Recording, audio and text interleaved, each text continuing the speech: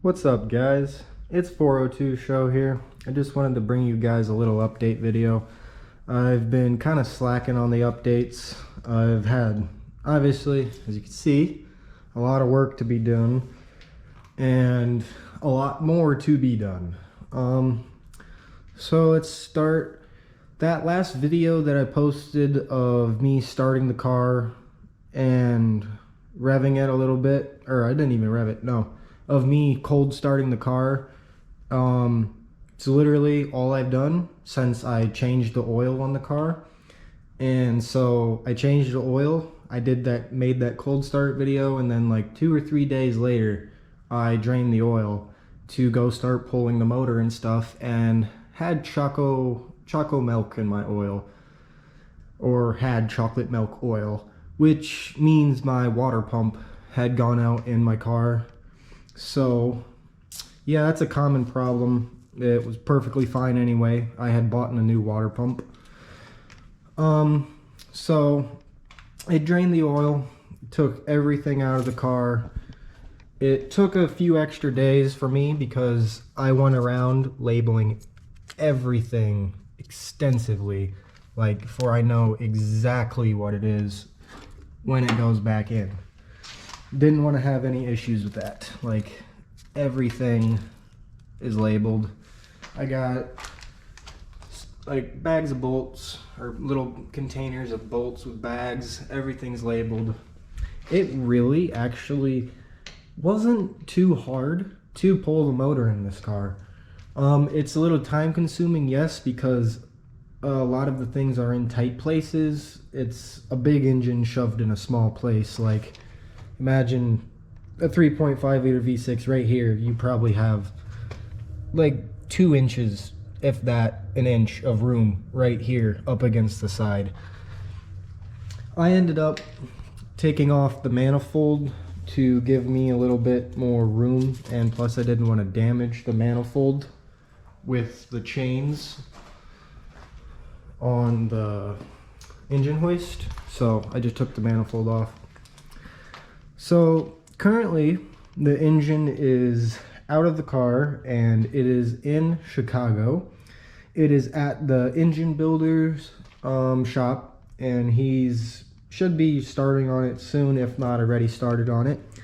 I dropped it off there the 3rd, and also when I went up there I got to see a very special SHO, and that was Mike, Pt.2 on the forums. If anybody knows who he is, he has one of the coolest shows ever. And if I'm right, I think I'm right. I think he had the first 600 horsepower show. Don't quote me on that. I believe he was, but anyway, got to see his car. That thing was beautiful. Like, it was a dream of mine to see that car. And he's the person that, he made his video of going up to Livernois or whatever, and that's the video that really wanted me to get a show, like made me want to get a show. Like, of course, Livernois, he told me all about what they did to his car. I'm not getting into that, is none of my business at all. So yeah, about that, got to see his car. We drove back down, and so far I've been waiting on like the engine to get back and waiting for trans cooler and oil cooler parts to come. I ordered, for one, I didn't know that this AC condenser, half of it was actually a trans cooler. You see right here, the bottom half is a AC condenser. The top half is a trans cooler with the 2 lines in and out right there. I didn't know that. That's fine. I don't care. Well, I do care. Cool, that's there. But on the performance packages, they add an auxiliary trans cooler and oil cooler, and I am putting those on the car just because I'm going to be racing the car. Where I live, it can get up to 100 degrees and stay 90 degrees at night, and the humidity's horrible. So doing that. I am also gonna flip around this mount, if you haven't seen that. I put in my Anthony D trans mount upside down when I did it, and now I have the chance to do it. To flip it, I'm gonna flip that. I got the torque converter in the mail.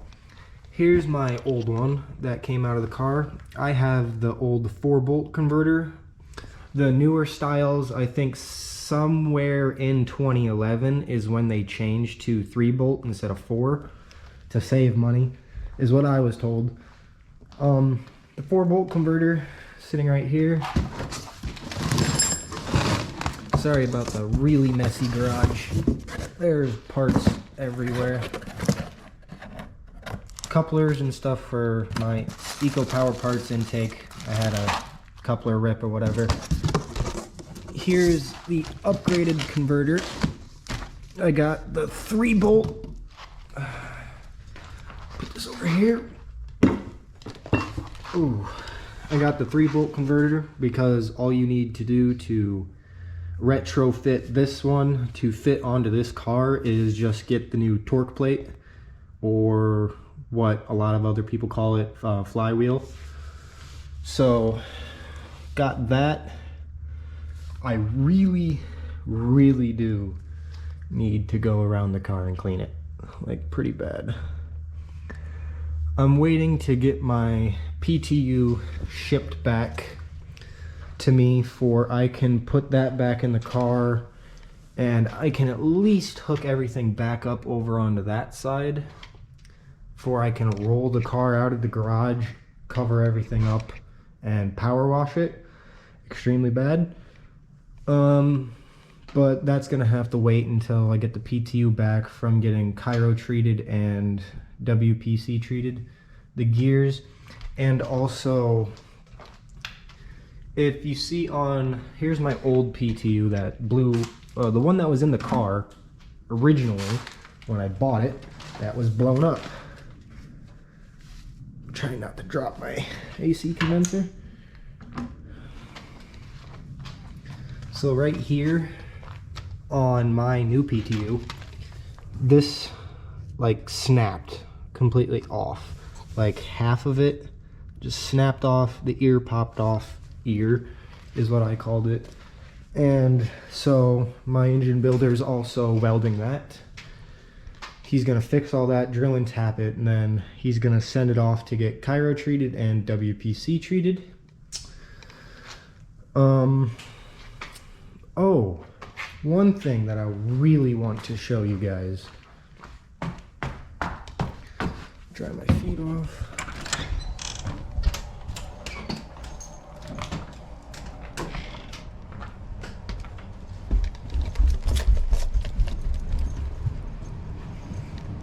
Gearhead intercooler, and this is my EPP intake. There's my little puppy. You running away? Yeah.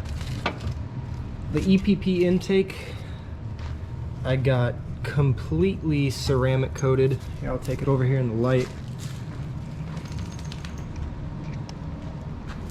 I got it ceramic coated black, so all the engine bay hot air will stay away from these pipes and just reflect off the pipe and keep cool. I am running direct port meth, which will keep my intake air temp down, but whatever I can do. Plus I like the black look of the ceramic coating, the kind of rough look. Looks really good. Here, I got it. Here, I got another way to show you it. I don't want to dig that out. And I also got my downpipes ceramic coated. Now this is 1800 to 2000 degree. Don't blast me in the comments if I say this wrong. I think it's Cherokee coating. I don't know. I'm not even gonna attempt to say that again, but I was told it was the best coating by some guy on Facebook, but I already kind of knew that because I wasn't gonna waste my money on ceramic coating without it working in the first place. So yeah, did my research on these, got the best coating that you can get. Jet Hot is just way too expensive. Like these pipes, those pipes, and my roommate, he has a 2011 S4, Audi S4, and he just got test pipes.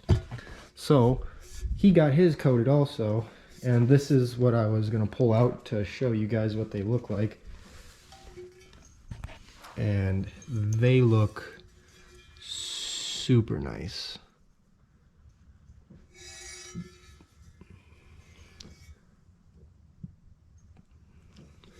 I love the black finish on it. Feels nice. Ooh, excuse me. Feels nice on your hands. So I ceramic coated the downpipes and he ceramic coated his downpipes because here in Omaha where we live, it can get very, very salty on the roads. And after like only a month of me driving my Taurus on the roads, those downpipes were pretty rusted on the outside. So I had them sandblasted. I had them coated with a rust not even gonna try to say that, preventative, and then coated with the ceramic coating and then a clear coat over that. So he really hooked me up. Top Dog powder coating really hooked me up with those. And the last thing that I wanted to talk about in this video was my front bumper. Now I'm kind of stumped. Here, I'm gonna turn this off really quick. Move it. So with my front bumper, I really want to take these two out, but I was told these two pieces right here are part of this centerpiece. So I just went and got my Dremel tool from my house, my old house that I used to live at. I'm gonna say just my parents' house. This is my house now. So went to my parents' house, I grabbed the Dremel, and I'm just going to cut this completely off, these two bars, and if I can, I'm gonna leave this bar right here in the center, and I'm gonna take this chrome outer piece off, and I'm gonna go to Top Dog powder coating where I got the pipes done, and I'm gonna have him paint that gloss black, and then have him fix up the little blemish. Can't really see too well, the little blemish on my bumper. Oh, that kind of pissed me off when that happened. The car was literally just pristine condition, and then this little frickin' blemish happened, and I kind of got really sad. Because it was a 2010, had 15,560 miles on it when I bought it. And I did that like in 2 weeks of owning it. Like I was pretty pissed. Like I was backing out of the driveway and just nicked the front corner or something. Can't even remember what it was, but yeah, that happened. But just wanted to give you guys a little update video on what's going on with my show. And I thank you guys for watching, and I hope your guys' cars and your builds are going perfect. Have a nice day.